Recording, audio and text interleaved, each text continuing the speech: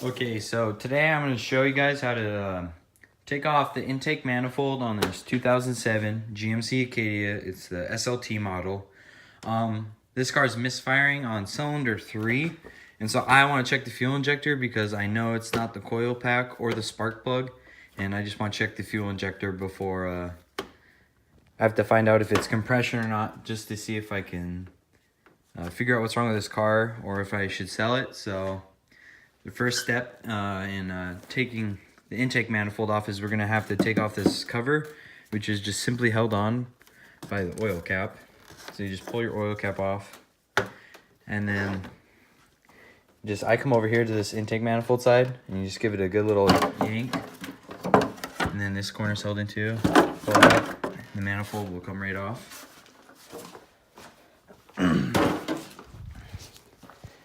And then right here, this is your whole intake manifold. There's your air box, your air hose. And so basically we want to disconnect everything that touches this intake manifold. So you're going to want to take off the sensor, held on by a 10mm bolt. Take off the bolt. I take a flathead and I just pry it up and pop it out. This is a PCV breather hose. You just take a flathead and you pop this hose out. You need to be careful though, because these are they're like rubber lines, but they're hardened, so they will crack very easy. So you need to be very careful with these hoses. Then there's another one here.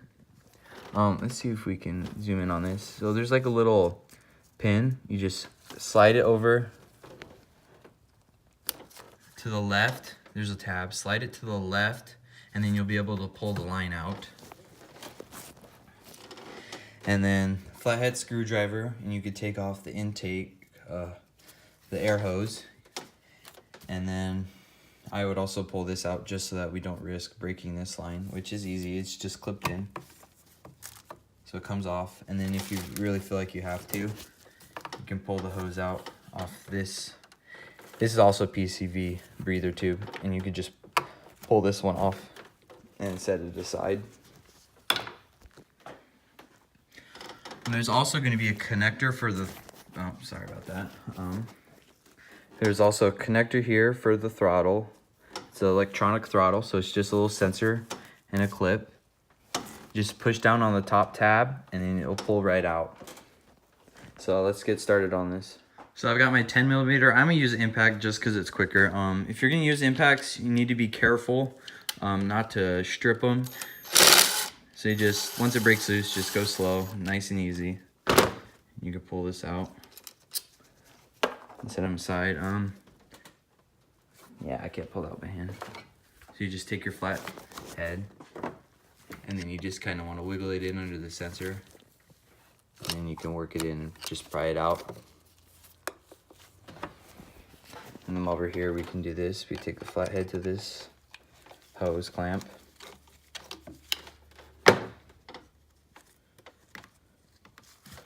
And then you just work the hose off. There you go, now it's off. Let's get this hose.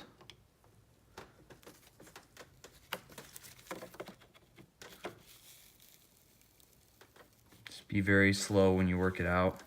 Don't want to break it. There you go. I've already broke it, so that's why there's also this other hose right here. If you do happen to break it, you can go down to your auto store. Just tell them to give you a vacuum line hose because it runs off a vacuum. So you don't have to buy any clamps because the vacuum will seal it off for you. And then there's this clip. This clip works best actually if you grab a pair of pliers. Be very careful with it because it is plastic.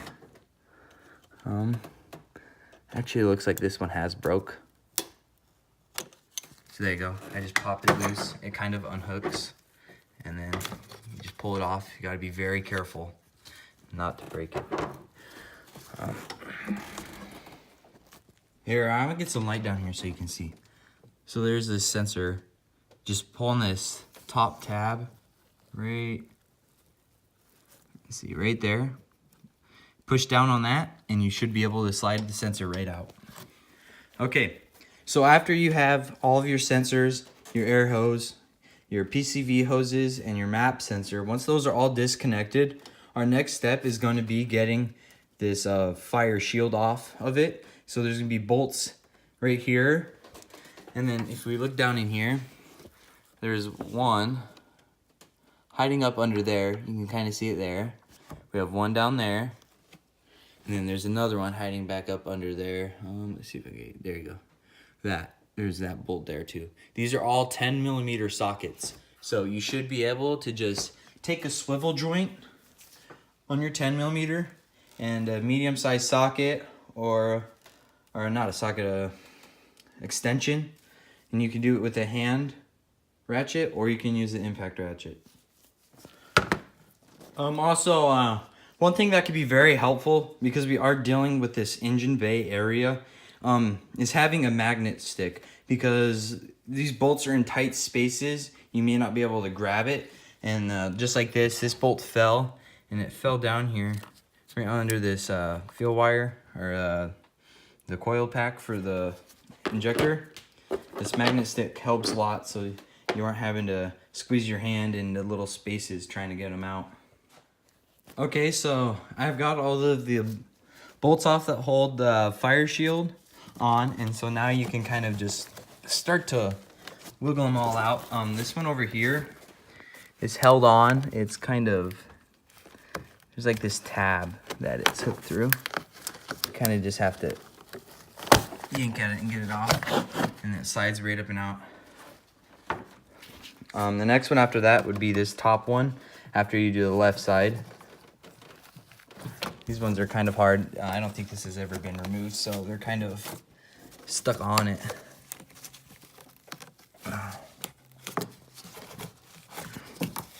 Also, it helps to feel behind it, just in case there might be a bolt back there. I don't see any back there, so I'm gonna work at this for a little bit more just to see if I can get it. Okay, so I have done a little bit more looking, and there's actually 2 more bolts that I didn't know were there before on the back side of this engine.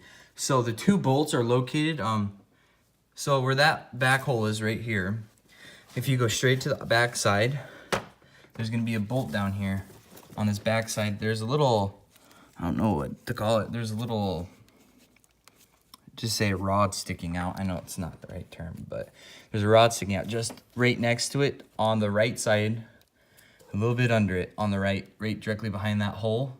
There's 1 bolt holding it in. And then from this right here, straight back, same exact height as that one, just straight back on this side. You're not gonna be able to get a socket back there, so you're gonna wanna grab a 10mm wrench. I have these ratcheting wrenches, which those will help if you can get ratcheting wrenches. I got mine at Walmart, 20 bucks. Haven't had a problem with them, and I'd recommend you go pick up a pair. So, and before you stick your wrench back there, make sure it's set to loosen before you put it in. So look at what side needs to go in.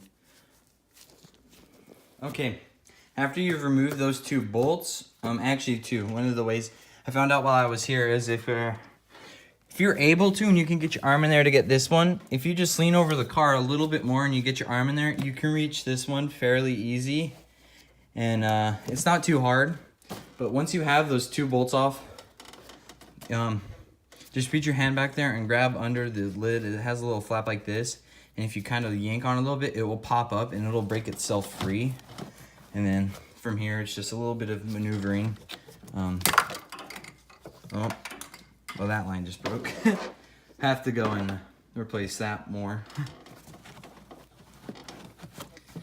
Yeah, and it's just a little bit of persuasion to get this out. Okay, so I got that piece off. Now it's just this front piece we have left. This one you just gotta wiggle it a little bit here and there, and it will come out for you. And then from here, what you're gonna wanna do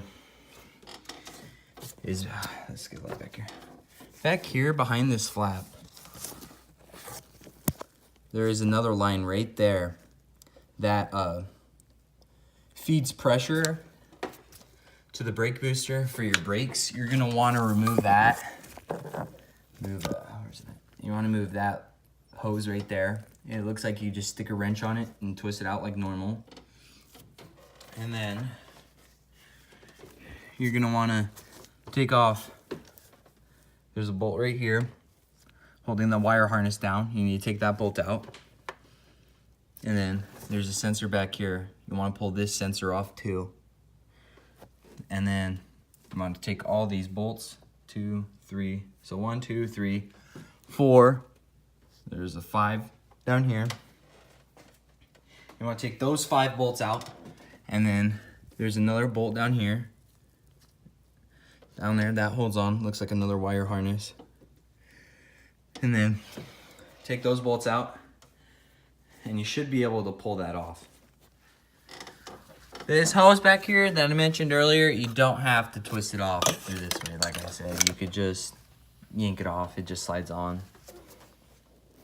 So all these bolts that are on the intake manifold, they are size 13 millimeters. And I'm just gonna use 1/2 inch size just because usually these are down fairly tight. And these little bolts are gonna be 10 millimeter bolts. These ones and the one back down there.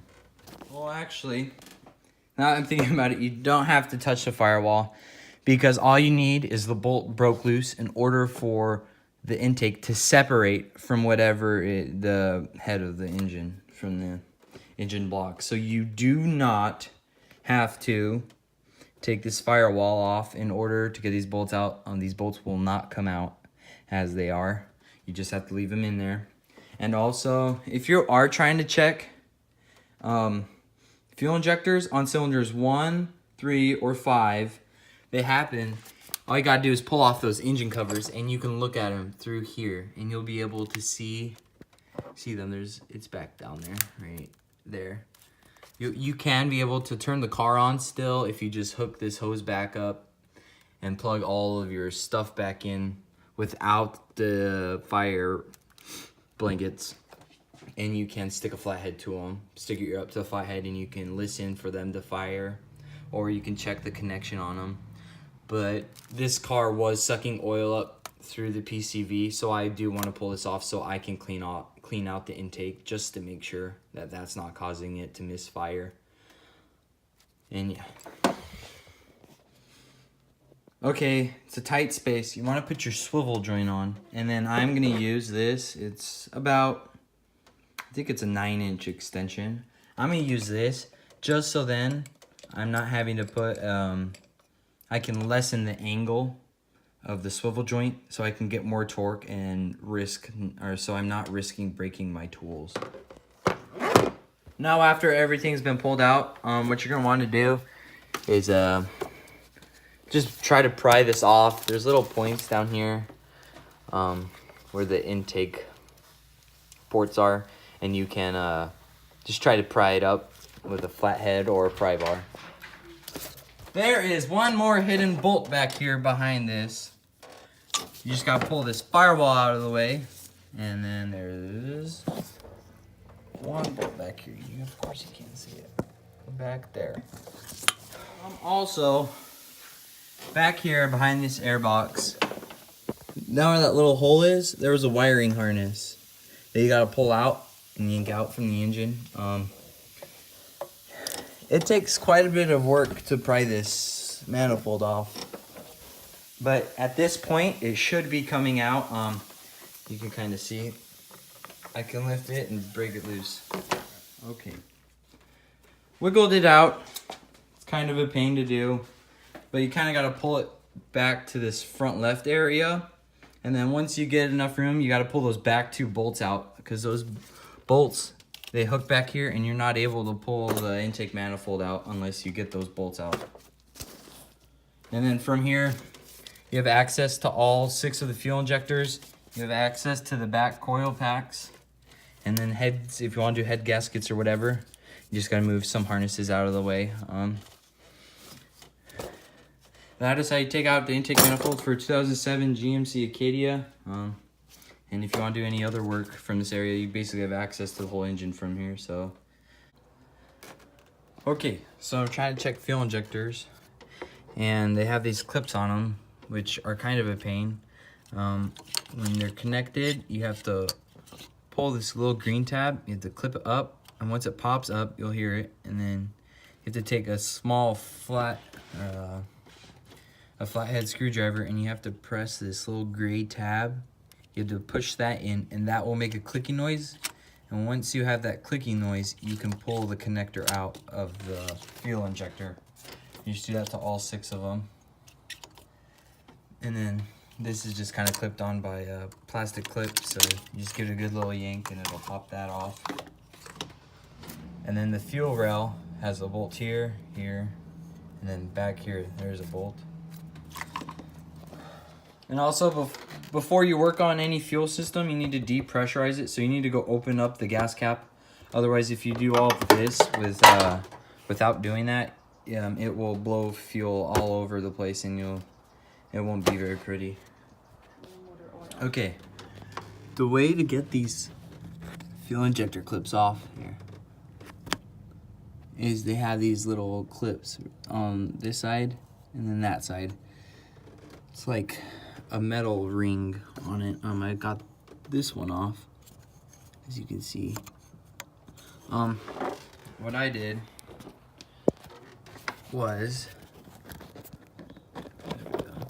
I stuck a flathead screwdriver down this side, right there, and then you pry that back, and then at the same time I stuck a flathead onto this side and pried that back like that, and then once you do that, you can kind of shove it back with both screwdrivers at the same time, and it'll pop the little clip off. Oh, is it not recording? Oh, there. All right, after you have all 6 of them done, all you got to do is take this rail and kind of push down on the sensor connector. Try not to get your fingers in there and touch the prongs, but then you can just kind of wiggle the fuel rail, the silver part, and you could wiggle it off these injectors, or you can just pop all the injectors out and pull them out one by one, which I did with these back 3. I pulled them out one by one. But then after you have that, then you're able to pull your fuel injectors out, and you can check them, test them, clean them, or buy new ones and do whatever you want to replace them. This far you've already saved probably over $1,000, just because dealerships charge a lot to do this, because it's a lot of labor. Alright, so I pulled my fuel injectors out, and as you can see off the bottom of them here, they're all just dirty. They're gross. This car was running rich because the map sensor was bad, so I'm pretty sure it has clogged up these fuel injectors, and that is why it's throwing misfire code. So I'm gonna have to replace all of these fuel injectors. It's much cheaper to do it on your own, mostly because you take all the price out of it by doing your own labor. But basically, once you have new fuel injectors, you also need to make sure that they have these little O-rings on this top part, on top, and where these green ones are on the bottom, so that it sits properly inside of the engine. Basically, putting it back together is a reverse process with them. When you get your new injectors, you just gotta stick them back in the fuel injector holes. Once you have those back, then you wanna, or actually, what I'd recommend doing first is putting your fuel injectors into your fuel rail, and then taking your clips and clipping them back in, because this area is so tight, you're gonna have a lot harder time sticking clips on your fuel injectors while they're in there. So I would rather I'd say it's smarter just to put your fuel injectors in the rail first and then put your clips on. It'll probably make the process a whole lot faster. And then from there, it's kind of just, you put everything back together, how you took it off. And that's how you replace fuel injectors on a 2007 GMC ACADIA.